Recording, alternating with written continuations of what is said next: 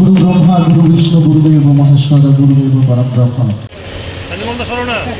এই মুহূর্তে শুরু হয়েছে মানুষকে কেন্দ্র করে একটা বিশেষ অনুষ্ঠানের আয়োজন করা হয়েছে।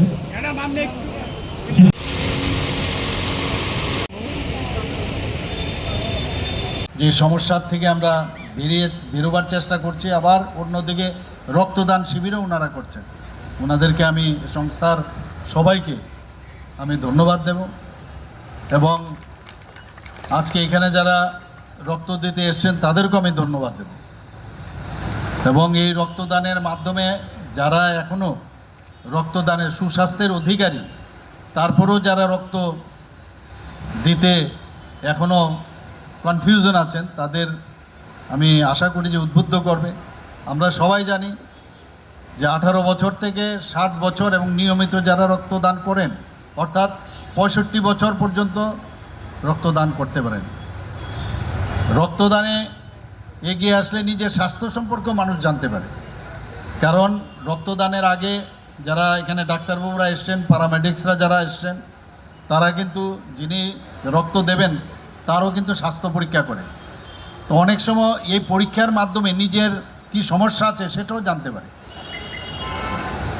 তো একদিক সেটা, আরেকটা হচ্ছে যাকে একজন ব্যক্তি রক্ত দিলে 4 লোককে মুমূর্ষ ব্যক্তিকে বাঁচাতে পারে। আগে সেই সবের ব্যবস্থা ছিল না, পুরো ব্লাডে দিতে হতো। এখন যদি কারোর আরবিসির দরকার সেটা আলাদা করা যায়, প্লেটলেটস দরকার আলাদা করা যায়, প্লাজমা সেটা আলাদা করা যায়, ডাব্লিউবিসি আলাদা করা যায়। অর্থাৎ যখন যে জিনিসটা দরকার সেটাকে সেপারেট করে হোল ব্লাড দেওয়ার দরকার পড়ে না। আমরা জানি যে আমাদের মাত্র 4টা ব্লাড গ্রুপ আছে, কিন্তু প্রকৃত অর্থে আমাদের 8টা গ্রুপ আছে। আমাদের সমস্ত মানুষের মধ্যে 8টা গ্রুপ। আমরা জানি negative, positive, RH negative, RH positive. তো সেই দিকে আমরা চিন্তা করলে আমাদের 4 গ্রুপকে যদি আমরা ডাবল করি তাহলে আমাদের হয় 8টা গ্রুপ। তো নেগেটিভ ব্লাডের গ্রুপের সংখ্যা কিন্তু খুব কম।